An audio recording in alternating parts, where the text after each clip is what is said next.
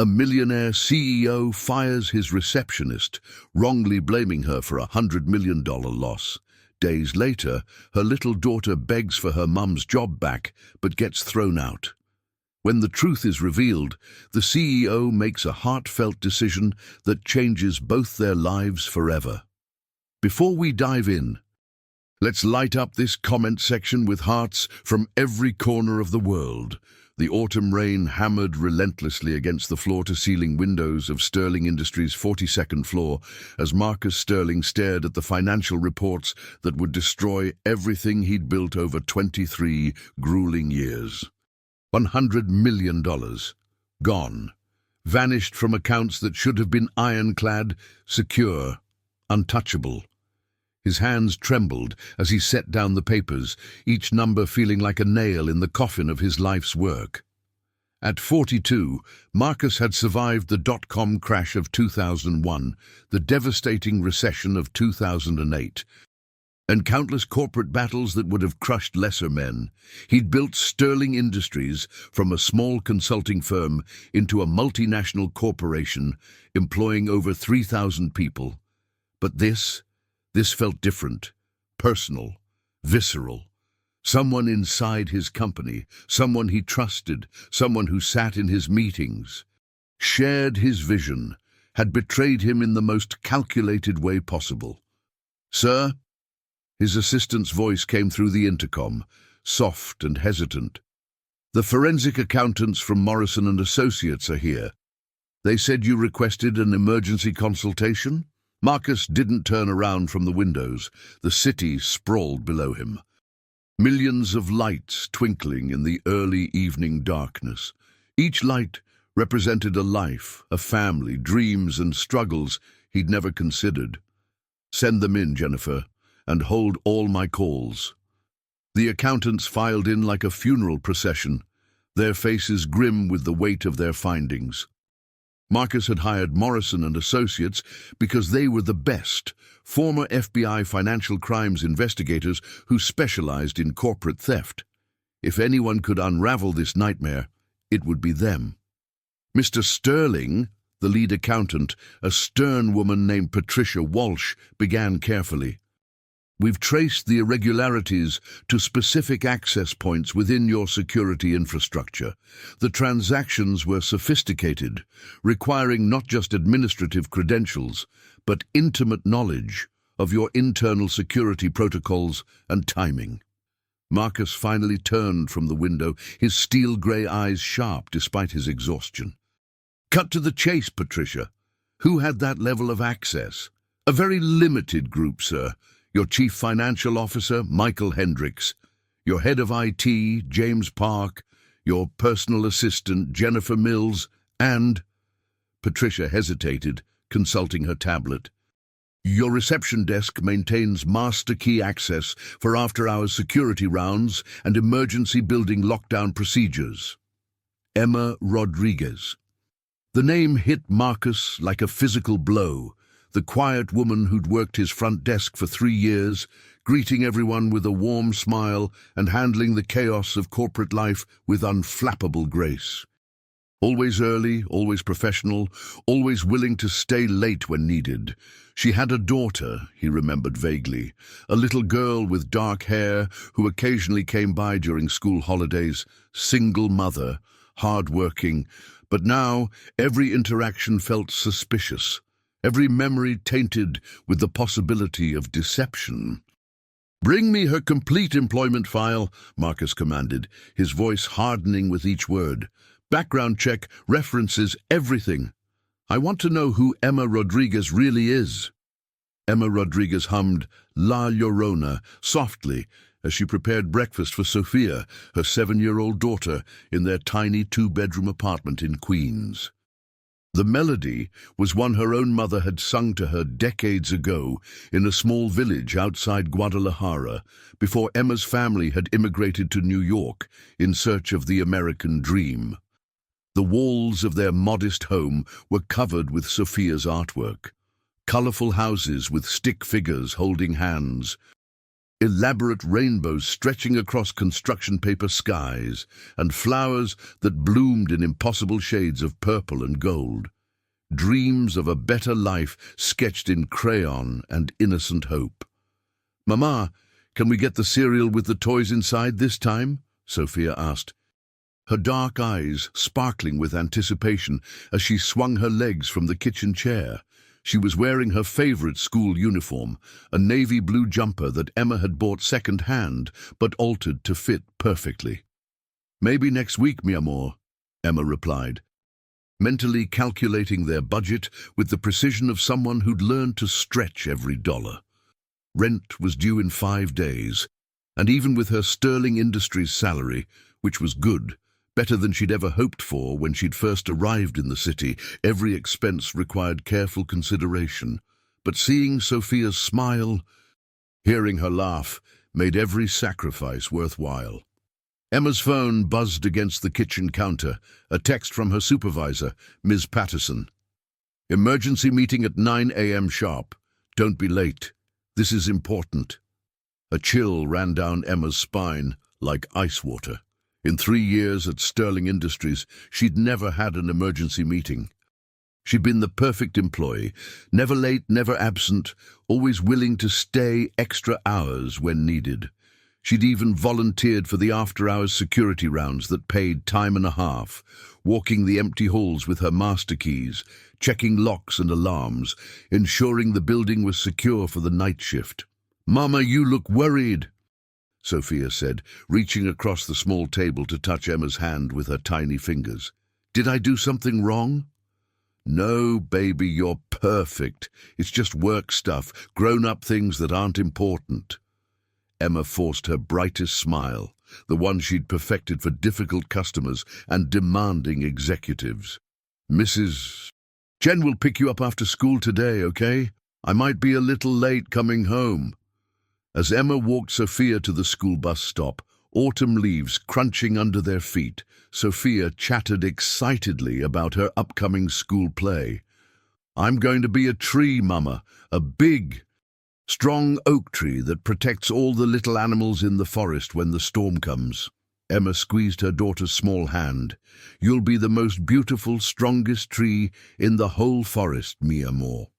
Little did she know that by sunset, their carefully built world would be completely shattered, and she'd need to be strong enough to protect them both from a storm she never saw coming.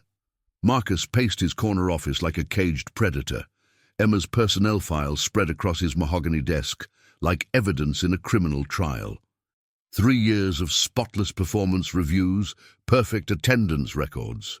Commendations from department heads for going above and beyond her duties. Letters of recommendation from previous employers describing her as trustworthy, reliable, and exceptionally honest.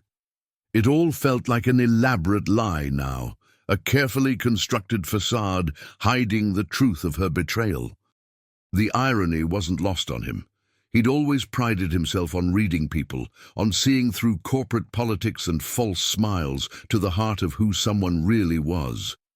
How had he missed this?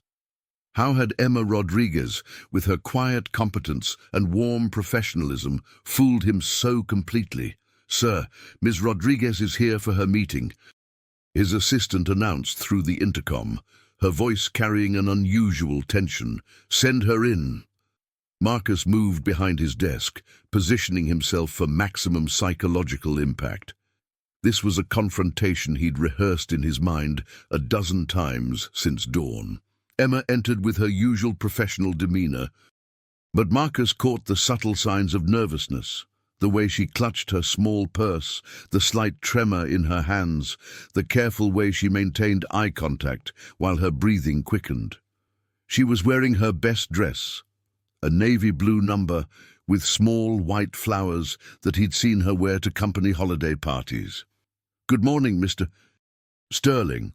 Ms. Patterson said you needed to see me urgently." Marcus didn't offer her a seat, didn't engage in the usual pleasantries that had characterized their previous interactions. "Emma, our forensic accountants have discovered significant financial irregularities in our company accounts. irregularities that required master key access and detailed insider knowledge of our security protocols.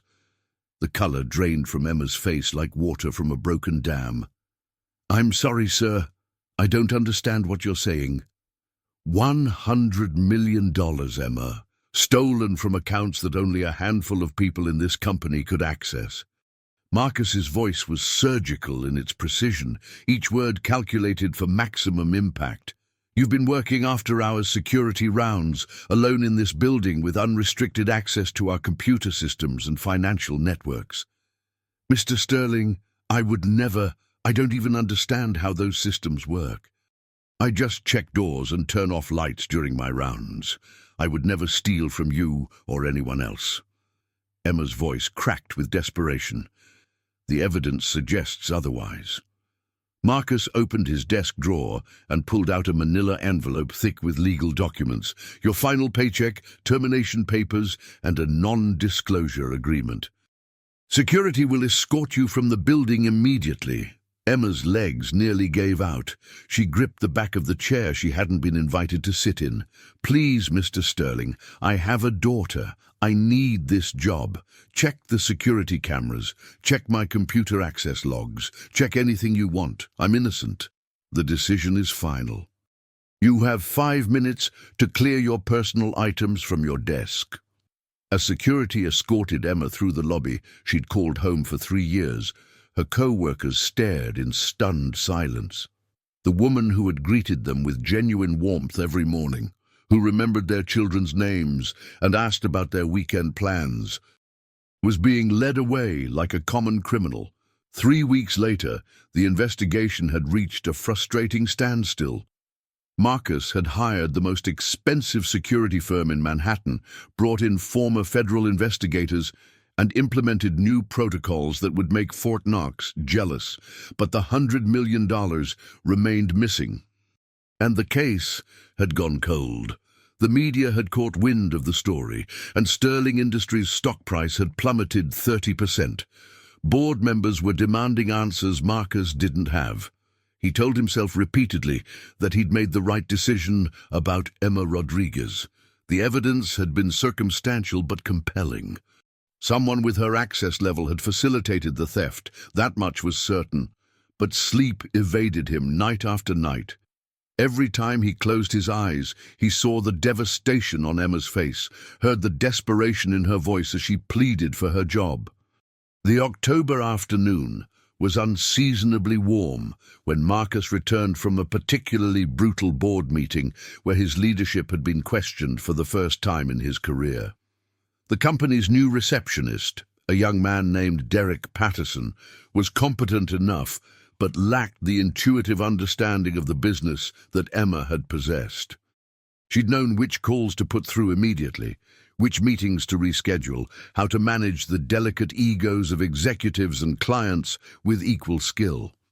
As Marcus approached the elevator bank, he noticed a small figure sitting alone on one of the lobby's expensive marble benches, a little girl with dark hair braided into neat pigtails.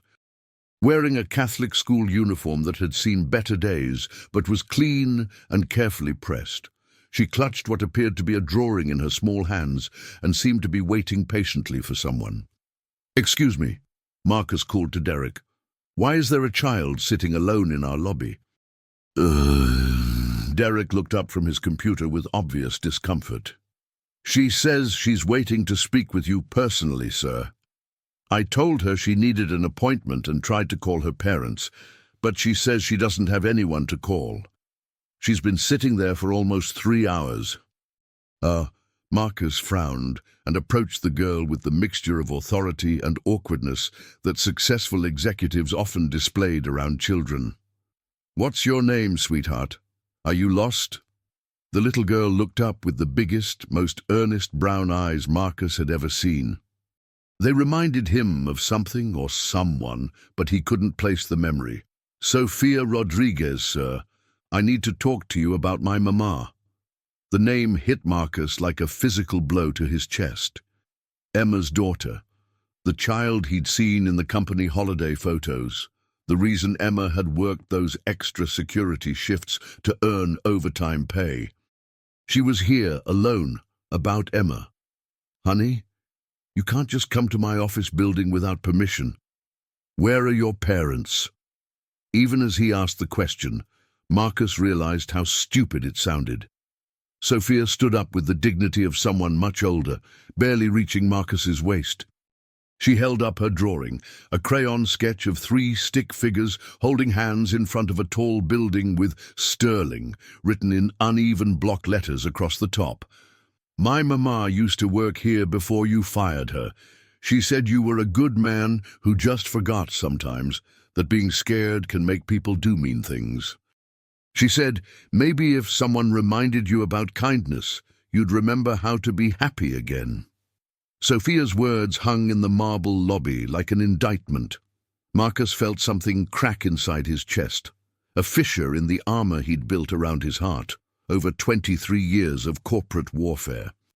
This 7-year-old child was speaking to him about kindness and happiness with the wisdom of someone who'd seen too much pain for her age.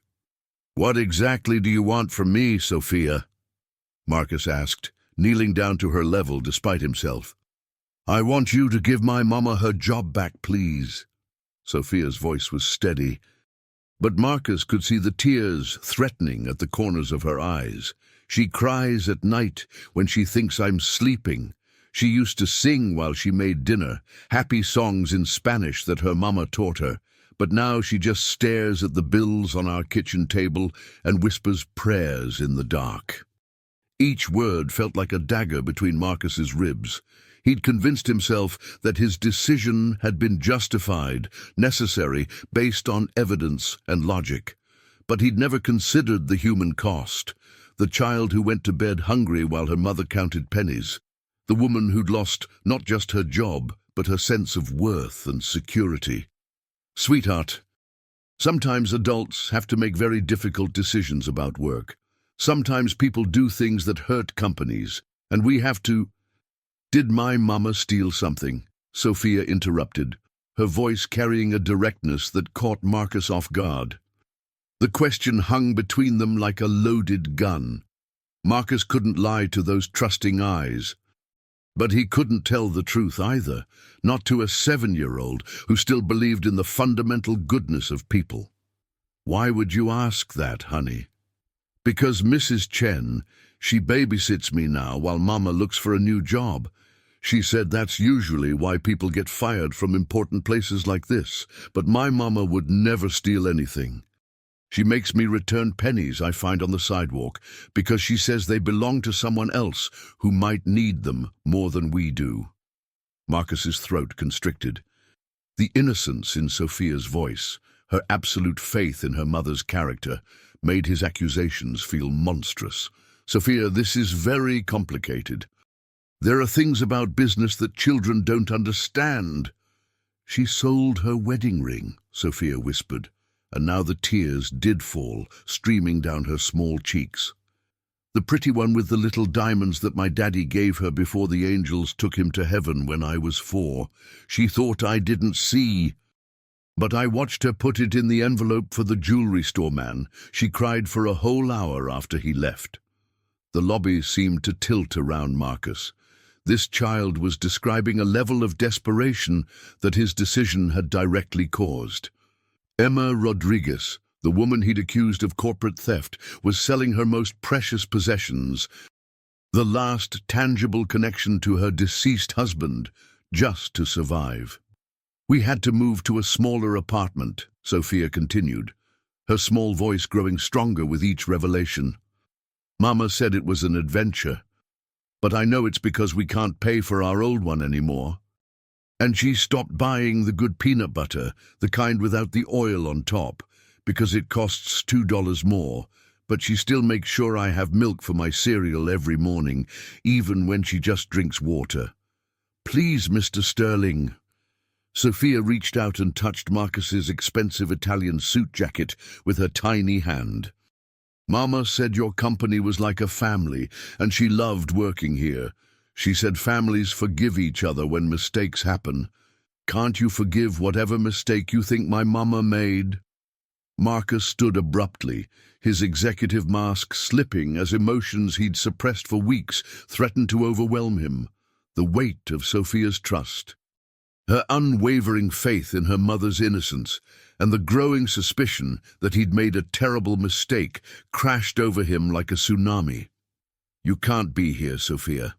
This isn't appropriate. A business office isn't a place for children to make requests." His voice echoed through the marble lobby, harsh and final. "Derek, call child services, or the police, or someone to come get this child immediately." Sophia's face crumpled, but she didn't break down into the sobbing mess Marcus had expected. Instead, she carefully folded her drawing and tucked it into her small backpack, with the same dignity she'd shown throughout their conversation. "I'm sorry I bothered you, Mr. Sterling. Mama always taught me that I should be polite and say thank you to people, even when they can't help me. So, thank you for listening to what I had to say." As Sophia walked toward the revolving doors, her small figure dwarfed by the massive corporate lobby, Marcus felt something fundamental die inside him, something that had once believed in redemption, in second chances, in the possibility that kindness could triumph over fear. The revelation came on a grey November morning, exactly 28 days after Sophia's devastating visit to his office.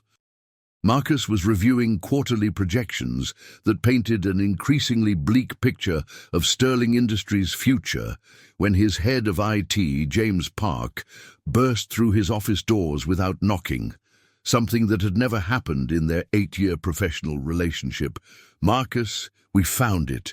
We found exactly how the money was stolen. And you're not going to believe this." James's face was pale with exhaustion and excitement, his usually immaculate appearance disheveled from what appeared to be an all-night work session. Marcus looked up sharply from his reports. "Found what, James? Please tell me you have good news, because I'm running out of patience with this investigation." "The security breach. It wasn't internal at all, not in the way we thought." James rushed to Marcus's desk, pulling out his laptop and connecting it to the large monitor on the wall. "Our external security firm finally cracked it. Someone exploited a vulnerability in our legacy backup system. But here's the crucial part. It was only accessible during very specific maintenance windows." Marcus felt his blood pressure spike. "What kind of maintenance windows?" "After-hours security rounds. The system was designed with a fail-safe that required physical presence in the building during backup cycles. When someone with master keys logged into the security network for their rounds, it automatically triggered system refresh protocols that opened a tiny window of vulnerability." James pulled up complex diagrams showing network traffic patterns and security logs. "Are you telling me Emma Rodriguez wasn't the perpetrator, Marcus? She was the unwitting key that allowed the real thief access to our systems. Every time she did her legitimate security rounds, her authorized presence automatically triggered the maintenance cycles that the hacker was exploiting. She had absolutely no idea that her conscientious work was being used as cover for the theft." Marcus felt the room spin around him as the full implications crashed over him like a tidal wave. "How can you be certain of this?" "Because we traced the external access point to Raymond Chen, a former IT contractor who worked on our infrastructure upgrade 18 months ago. He had intimate knowledge of the legacy system's vulnerabilities and waited patiently for the perfect opportunity to exploit them. The FBI arrested him this morning at his apartment in Newark. They found detailed records of his hacking activities, including timestamps that perfectly match Emma's security round schedules." Marcus sank into his leather chair, feeling the weight of his catastrophic mistake pressing down on him like a physical force. Emma Rodriguez, the single mother who'd sold her wedding ring to pay rent, whose 7-year-old daughter had begged him for mercy, was completely innocent. He had destroyed an innocent woman's life based on circumstantial evidence, corporate paranoia, and his own failure to trust the instincts that had once told him Emma was exactly who she appeared to be. "There's more," James continued grimly. "Chen specifically targeted Emma because her security rounds were the most consistent and predictable. He studied her schedule for months, waited for her to establish a routine, and then used her reliability against us. In a twisted way, her dedication to doing her job perfectly made her the perfect, unwitting accomplice." "James," Marcus said quietly, his voice barely above a whisper, "I need Emma Rodriguez's current address. And I need you to prepare a comprehensive report documenting her complete innocence, every detail, every piece of evidence that clears her name." "Sir, are you planning to—" "I'm planning to do what I should have done 4 weeks ago. I'm going to find Emma Rodriguez and beg for her forgiveness, even though I don't deserve it." Marcus stood slowly, feeling every one of his 42 years weighing on his shoulders. "And then I'm going to figure out how to make this right, no matter what it costs me." As James left to gather the information, Marcus stared out at the city skyline. Seeing Sophia's earnest face in every reflection and hearing her innocent words echoing in his mind, "Families forgive each other when mistakes happen. Can't you forgive whatever mistake you think my mama made?" The question that haunted him now was whether Emma and Sophia could ever forgive the unforgivable mistake he had made. The address James had provided led Marcus through neighborhoods he'd never seen despite living in New York his entire life. As his black Mercedes navigated the narrow streets of Queens, he passed laundromats with flickering neon signs, small grocery stores with hand-painted advertisements in Spanish, and apartment buildings that had seen better decades. This was where Emma Rodriguez had built her life, far from the gleaming towers of Manhattan, in a world where every dollar mattered and dreams were measured in small victories. Marcus parked outside a modest 3-story building with weathered brick and fire escapes that zigzagged down its facade like iron scars. The November evening was crisp, and he could see warm light glowing from windows where families were sharing dinner, children were doing homework, and life continued with the resilience that characterized working-class neighborhoods. He climbed to the 2nd floor, his expensive leather shoes echoing on linoleum stairs that smelled faintly of cleaning products and cooking spices. Apartment 2B. Marcus raised his hand to knock, then hesitated. What could he possibly say? How did someone apologize for destroying an innocent person's life based on suspicion and corporate paranoia? Before he could lose his nerve, the door opened. Emma Rodriguez stood there, and the sight of her took his breath away. Not because she looked different, but because she looked exactly the same. Still beautiful, still dignified. But now there was a wariness in her dark eyes that hadn't been there before. She was wearing jeans and a simple sweater, her hair pulled back in a ponytail, and she looked younger somehow, more vulnerable, without the professional armor of her office attire. "Mr. Sterling?" Emma's voice carried surprise and something that might have been fear. "What are you doing here?" "Emma, Marcus's carefully rehearsed speech evaporated. "May I come in? I need to talk to you about something very important."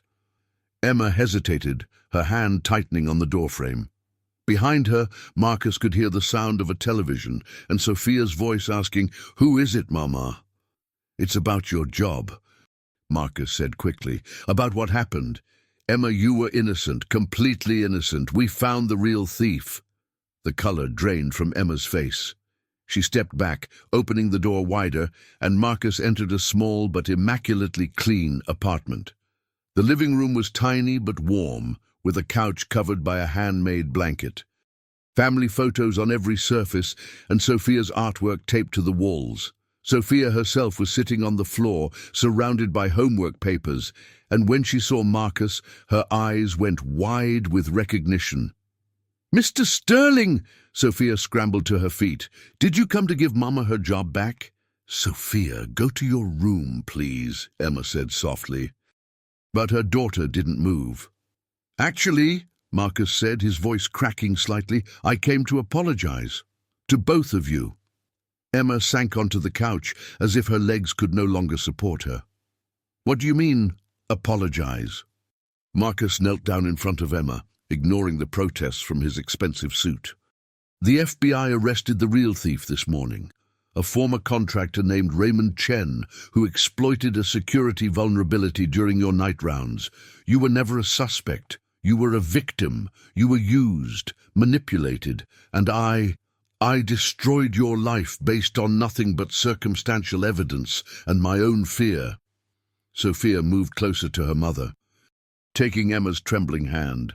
"I told you Mama didn't steal anything," she said, with the fierce loyalty only children possess. "You were right, Sophia. Your mother is the most honest person I've ever met, and I was too blind and too scared to see it." Marcus looked directly at Emma, seeing tears streaming down her cheeks. "Emma, I don't expect you to forgive me. I don't expect you to trust me ever again, but I want to make this right, whatever it takes." "I lost everything," Emma whispered. "My job, my apartment, my savings. I had to borrow money from my sister in California just to keep Sophia in her school. I've been cleaning office buildings at night and stocking shelves during the day, trying to piece our life back together." Marcus felt each word like a physical blow. "I know, and I take full responsibility for all of it. That's why I'm here." He reached into his jacket and pulled out an envelope. "This contains a cashier's check for $200,000, compensation for your lost wages, emotional distress, and the pain my mistake caused you and Sophia. It also contains an offer letter for a position as Director of Operations at Sterling Industries, with a salary of $150,000 annually." Emma stared at the envelope as if it might bite her. "I don't understand. I'm offering you my personal guarantee that nothing like this will ever happen again. I'm offering you the chance to build the life you and Sophia deserve. And I'm offering you something else, the opportunity to help me become the kind of man who would never make such a devastating mistake again." 3 weeks later, Emma Rodriguez walked through the lobby of Sterling Industries for the first time since her termination. But everything had changed. She wore a navy blue business suit that Sophia had helped her pick out, and her new employee ID badge read Director of Operations, a title that still felt surreal. The security guards who had once escorted her out now nodded respectfully, and the receptionist, Derek had been promoted to Marcus's assistant, greeted her with genuine warmth. But the most significant change was in Marcus Sterling himself. The man who had once been distant and intimidating now made a point of checking on her daily, not as a suspicious supervisor, but as someone genuinely invested in her success and well-being. He'd personally walked her through every aspect of her new role, introduced her to department heads with obvious respect, and made it clear to everyone that Emma Rodriguez was not just another employee. She was someone whose expertise and judgment he valued deeply. "Good morning, Emma," Marcus said as she entered the executive conference room for the weekly operations meeting. "How are you settling in?" Better every day," Emma replied, and she meant it. The initial awkwardness had gradually given way to a professional relationship built on mutual respect and, surprisingly, trust. Marcus had proven his sincerity not with grand gestures, but with consistent actions, defending her decisions in meetings, seeking her input on major initiatives, and treating her as the competent professional she'd always been. "Before we start," Marcus said, addressing the room full of department heads, "I want everyone to know that Emma has identified 17 areas where we can improve our operational efficiency. Her recommendations could save us over $3 million annually, while improving employee satisfaction across all departments." Emma felt a flush of pride. In 3 weeks, She'd thrown herself into understanding every aspect of Sterling Industries' operations, working late into the evening and arriving early each morning. But it didn't feel like work. It felt like purpose, like she was finally using all her skills and intelligence in a role that mattered. After the meeting, Marcus asked her to stay behind. "Emma, I wanted to ask you something personal. How is Sophia adjusting to all these changes?" Emma smiled. The first completely unguarded smile Marcus had seen from her. "She's thriving. She's back in her old school. She's taking art classes on weekends, and she talks about you constantly. She thinks you're some kind of superhero who fixed everything with magic." "And what do you think?" Marcus asked quietly. Emma studied his face. Seeing the vulnerability he tried to hide behind his executive demeanor. "I think you're a man who made a terrible mistake and is working very hard to make it right. I think you're someone who understands that redemption isn't about grand gestures. It's about showing up every day and proving that you've learned from your failures." "Have I?" "Proved it, I mean." "You're getting there," Emma said softly. "But Marcus, you need to forgive yourself too. I've watched you these past weeks, and you're carrying guilt that's eating you alive. What happened was awful, but dwelling on it won't help either of us move forward." Marcus nodded, but Emma could see the pain still etched in his features. "Sometimes I wake up in the middle of the night thinking about Sophia sitting in that lobby, asking me to remember kindness. A 7-year-old child had to teach me about basic human decency. Sophia sees the good in everyone. It's a gift, but it's also a burden sometimes. She believes people can change, that mistakes don't define who someone really is." Emma gathered her papers, then paused. "She asked me yesterday if you would come to her school play next week. She's playing a tree, and she wants you to see her performance." Marcus looked stunned. "She wants me there. She considers you family now. In her mind, you're the man who brought her mama home and made everything better. That's how children see the world, in simple truths that adults complicate." "What did you tell her?" Emma met his eyes directly. "I told her I'd ask you, so I'm asking. Would you like to come watch Sophia be a tree?"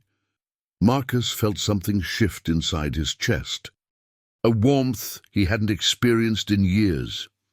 "I would be honored." As Emma left his office, Marcus realized that somewhere in the process of trying to repair the damage he'd caused, something unexpected had begun to grow. It wasn't just professional respect or even friendship. It was something deeper, more complex, and infinitely more precious. For the first time since his divorce 5 years ago, he was beginning to remember what it felt like to be part of a family. The auditorium of St. Catherine's Elementary School was packed with parents armed with smartphones and proud grandparents clutching programs as if they were golden tickets.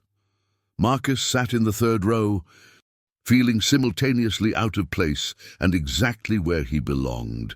Emma sat beside him, having saved the seat despite arriving early, and her presence steadied him in ways he was only beginning to understand.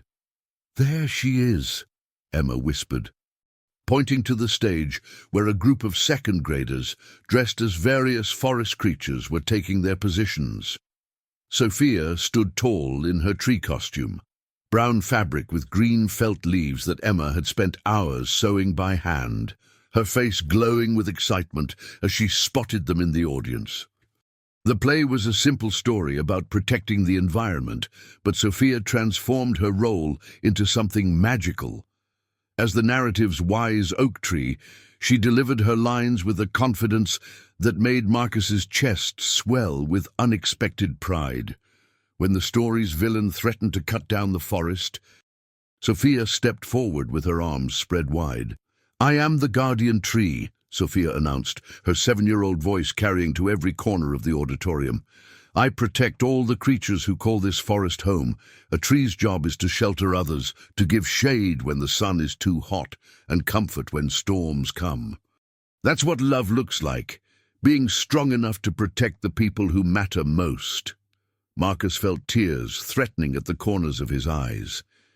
This child, this incredible, wise little girl, was speaking directly to his heart with words that seemed impossibly profound for someone so young. After the performance, Sophia ran to them, with her costume rustling around her small frame. "Did you see me? Did you see how I protected everyone?" "You were magnificent," Marcus said, kneeling down to her level. "The best tree I've ever seen in my entire life."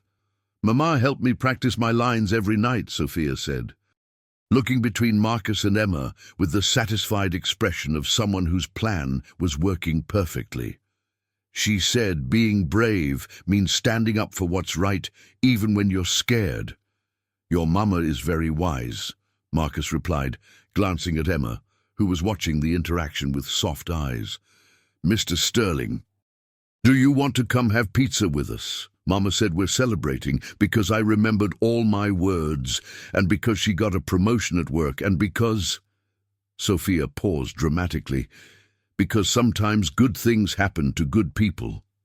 Marcus looked at Emma questioningly. "If you're sure I'm not intruding." "You're not intruding," Emma said simply. "You're family." The word hit Marcus like a lightning bolt. Family. When had that happened? When had this woman and her extraordinary daughter become so essential to his happiness that he couldn't imagine his life without them? At the pizza restaurant, Sophia chattered endlessly about her classmates, her upcoming birthday, and her dream of having a dog someday. Marcus found himself hanging on every word, marveling at her resilience and joy, despite everything she'd been through. "Mr. Sterling," Sophia said suddenly, "can I ask you something important?" "Of course, sweetheart. Do you think my daddy would be proud of my mama? She works so hard, and she takes such good care of me, and she never gets mad even when I forget to put my dishes in the sink." Marcus felt Emma's hand briefly touch his arm under the table, a silent request for him to handle this carefully. "Sophia, from everything your mama has told me about your father, I know he would be incredibly proud of both of you. Your mama is the strongest, most loving person I've ever met, and you're going to change the world someday with that big heart of yours." "I think my daddy sent you to take care of us," Sophia said matter-of-factly, as if she'd solved a complex puzzle. "Mama said angels work in mysterious ways. And you appeared right when we needed someone to help us. Maybe that's not a coincidence." Marcus caught Emma's eye across the table and saw his own emotions reflected there. Wonder, gratitude, and something deeper that neither of them was quite ready to name yet. "Maybe you're right, Sophia," Marcus said softly. "Maybe some things are meant to be." As they walked to the parking lot after dinner, Sophia slipped her small hand into Marcus's large one, with the natural trust that children reserve for the people they consider safe. Emma walked on Sophia's other side, and for a moment they looked like what they were slowly becoming, a family built not from biology, but from choice, forgiveness, and love. Christmas morning arrived with a gentle snowfall that transformed Manhattan into a winter wonderland. Marcus stood at the window of his penthouse apartment, watching the city wake up on this most magical of days. But for the first time in years, he wasn't spending the holiday alone. Emma and Sophia were in his guest room. Having stayed over after attending Christmas Eve service together, a tradition Emma had maintained since Sophia's birth, and one Marcus had been honored to share. The apartment had been transformed. Gone were the sterile, modern decorations his housekeeper usually arranged. Instead, Sophia had insisted on helping him pick out a real Christmas tree, one that smelled like pine forests and childhood memories. She'd spent hours making paper snowflakes and construction paper ornaments that now hung alongside his expensive glass baubles, creating a perfect blend of elegance and innocence. "Marcus?" Emma's voice came from behind him, soft and warm in the morning quiet. "You're up early." He turned to find her in the doorway, wearing the silk pajamas he'd bought her, a gift that had initially made her protest until Sophia declared them princess pajamas and Emma had relented with laughter. Her dark hair was tousled from sleep, and she looked younger, more relaxed than he'd ever seen her. "I couldn't sleep," Marcus admitted. "I keep thinking about last Christmas. I was alone in this apartment, working through the holiday, because I had nothing else to do. And now you have a 7-year-old who's been awake since 5 a.m., waiting for permission to attack the presents," Emma finished with a smile. "She's in there pretending to sleep. But I can hear her whispering to herself about which box might contain the art supplies you definitely didn't buy her, despite telling me you weren't going to spoil her." Marcus had the grace to look sheepish. "She mentioned wanting oil pastels exactly once. How was I supposed to ignore that?" "You weren't," Emma said, moving to stand beside him at the window. "That's who you are, Marcus. You listen to people, really listen, and you remember what matters to them. It's one of the things She paused, then continued more softly. "It's one of the things I've come to love about you." The word hung between them like a bridge, waiting to be crossed.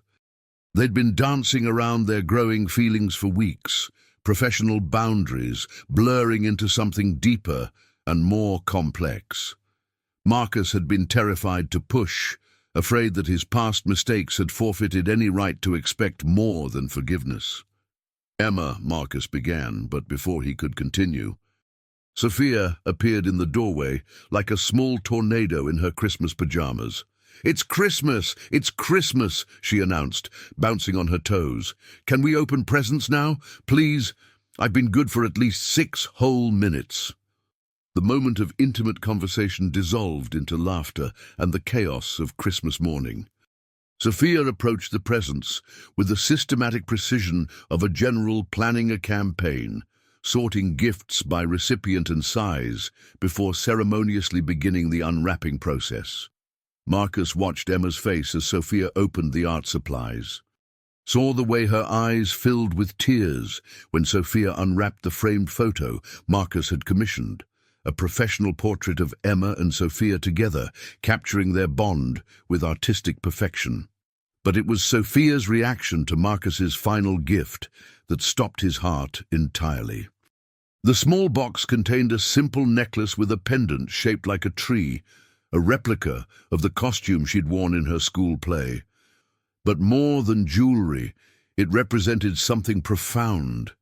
His recognition of her role as the guardian of his heart, the protector of the love that had grown in the spaces between their broken pieces.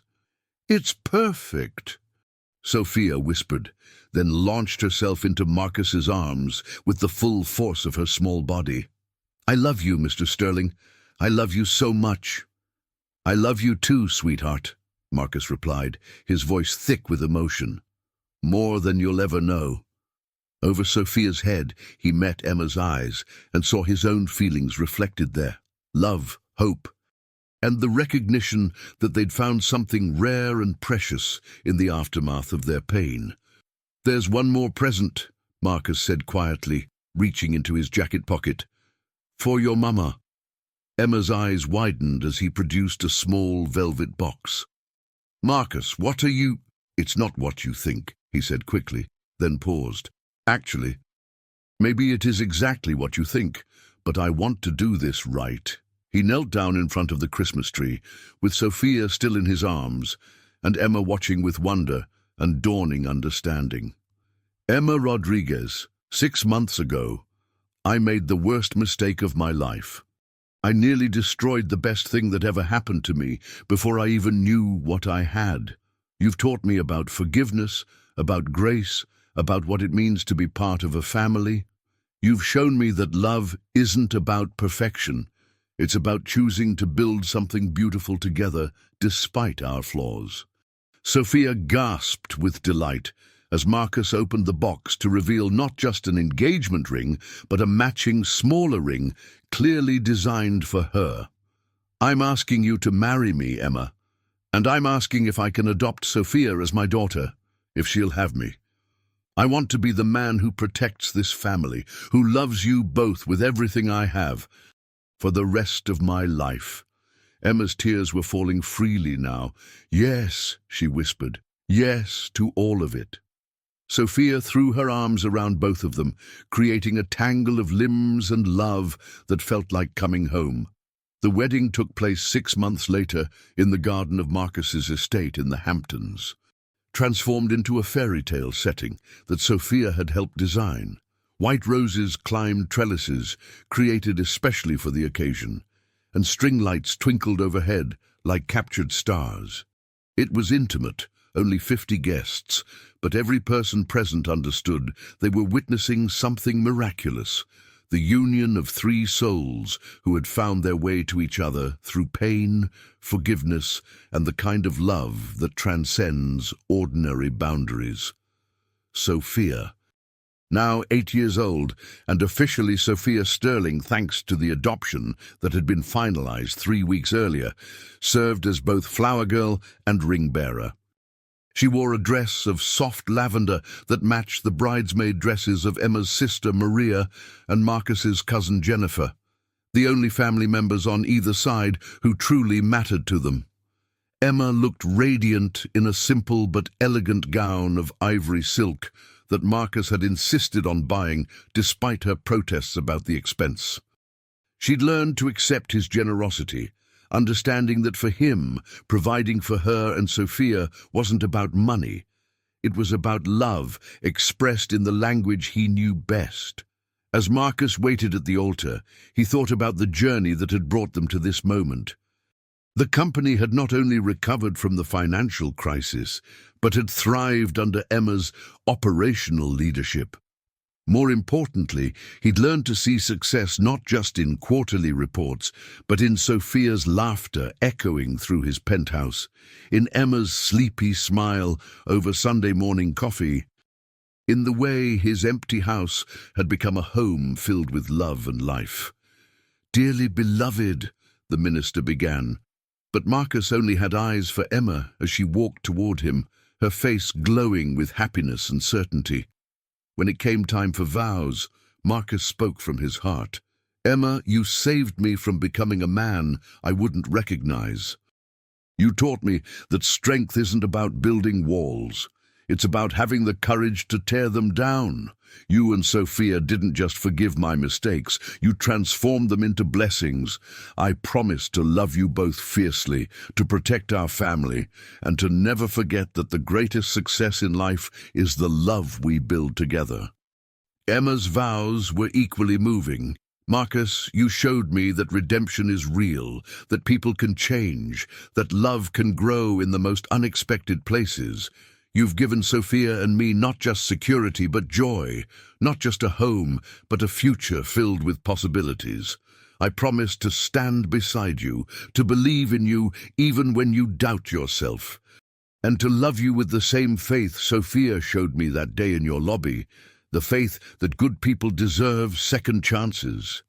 When Sophia was invited to speak, a surprise addition to the ceremony that she'd requested, she stepped forward with the confidence of someone much older.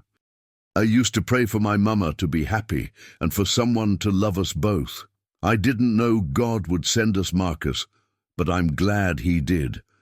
Marcus, you're the best daddy I could have asked for, and I promise to always remember to put my dishes in the sink and to never draw on the walls of our new house.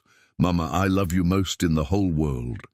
And I'm happy you found someone who loves you as much as I do." There wasn't a dry eye among the guests as the minister pronounced them husband and wife and family. As Marcus kissed Emma, Sophia cheered loudly enough to startle the birds from nearby trees, and everyone laughed through their tears. The reception was a celebration of new beginnings. Marcus's business associates mingled with Emma's friends from the neighborhood, united by their affection for the couple and their joy at witnessing such an unlikely love story. Sophia danced with anyone willing to partner with an 8-year-old, her face glowing with the happiness of a child who finally understood what it meant to have a complete family. Later, as the evening wound down and guests began to depart, Marcus found Emma standing alone on the terrace, looking out at the ocean. The sound of waves provided a peaceful backdrop to the distant laughter of Sophia playing with her new cousins. "Any regrets?" Marcus asked, wrapping his arms around his wife from behind. Emma leaned back against his chest, feeling safe and cherished in a way she'd never imagined possible. "Only one," she said softly. Marcus's heart skipped. "What's that?" "I wish it hadn't taken so long for us to find each other." Emma turned in his arms, looking up at the man who had become her partner, her love, her home. "But then again, maybe we needed all those broken pieces to become people worthy of this kind of love. I think Sophia would say it happened exactly when it was supposed to." Marcus replied, thinking of his daughter's unwavering faith in the goodness of the universe. "Sophia's right about most things," Emma agreed, "including you being the man we were meant to find." As they stood there together, watching the stars reflect on the water and listening to their daughter's joyful laughter, both Emma and Marcus understood that they'd found something rarer than wealth or success. They'd found a love story built on forgiveness, strengthened by adversity, and blessed with the kind of happiness that only comes to those brave enough to believe in second chances. 5 years later, Marcus Sterling stood in the boardroom of Sterling Industries, but this time he wasn't alone at the head of the massive mahogany table. Emma sat beside him, her title now Chief Operating Officer, while the walls displayed photos of their family alongside the company's achievements. The business had expanded internationally under their joint leadership, but more importantly, it had become known for its ethical practices and employee-first policies, a direct result of the lessons they'd learned about the human cost of corporate decisions. "Ladies and gentlemen," Marcus addressed the board of directors, "I'd like to present our 5-year growth projections and our new initiative for employee family support programs." Emma stepped forward with the confidence of someone who had earned her place through brilliance and determination. "Our data shows that companies investing in their employees' family stability see 30% higher retention rates and significantly increased productivity. We're proposing comprehensive childcare support, education assistance, and emergency family fund programs." As Emma spoke, Marcus marveled at the woman she'd become. Not just professionally, but personally. The frightened, desperate mother who had begged for her job 5 years ago had transformed into a powerhouse executive who commanded respect while never losing her compassion for others, struggling to build better lives. After the meeting, they returned to Marcus's office, now their shared office, where Sophia's latest artwork hung prominently behind the desk. At 13, Sophia had grown into a remarkable young woman who inherited her mother's strength and her adoptive father's business acumen, but more importantly, she'd retained the empathy and wisdom that had saved them all. "Dad." "Mum," Sophia announced, bursting through the office doors with the energy of a teenager, "I got accepted into the summer internship program at the Children's Hospital. They're going to let me work with the art therapy department." Marcus felt his heart swell with pride. Sophia had never lost her belief in the power of healing through kindness, and her dream of becoming a child psychologist seemed more achievable every day. "That's wonderful, sweetheart," Emma said, hugging their daughter tightly. "Dr. Martinez will be lucky to have such a dedicated volunteer. I want to help kids who are scared and alone, like I was that day in the lobby," Sophia said matter-of-factly. "I want to show them that sometimes the worst days lead to the best lives." Marcus exchanged a look with Emma over Sophia's head. Their daughter had never forgotten the lessons of their origin story, but she'd transformed the pain into purpose, the fear into strength. That evening, the Sterling family gathered in their penthouse for their weekly tradition.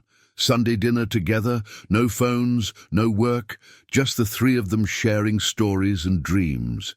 The apartment had been completely redesigned to accommodate their life together. Sophia's art studio in the former formal dining room, a cozy family room where they watched movies and played board games, and walls covered with photos documenting their journey from broken strangers to an unshakable family unit. "I have an announcement," Marcus said, as they finished Emma's famous tres leches cake, a recipe passed down from her grandmother that had become Sophia's favorite. "Please tell me you're not planning another surprise vacation," Emma laughed. "Sophia just got settled into her summer schedule." "Better than a vacation," Marcus replied, pulling out an official-looking document. "I've been working with the city to establish the Sofia Rodriguez Sterling Foundation for Single-Parent Support. We're starting with a $10 million endowment to provide job training, childcare assistance, and emergency financial support for families in crisis." Sophia's eyes filled with tears. "You're naming it after me?"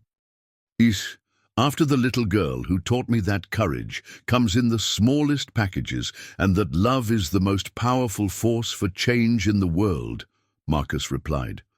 "Your mama was right that day when she said families forgive each other.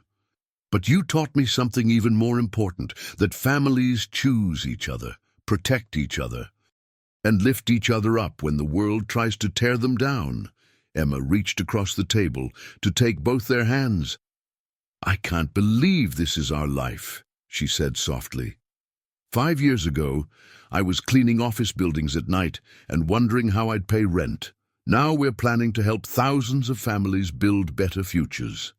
And in 20 years, Sophia added with the optimism of youth, I'll be Dr. Sophia Sterling, and I'll help kids understand that being different or scared or alone doesn't mean they can't have happy endings.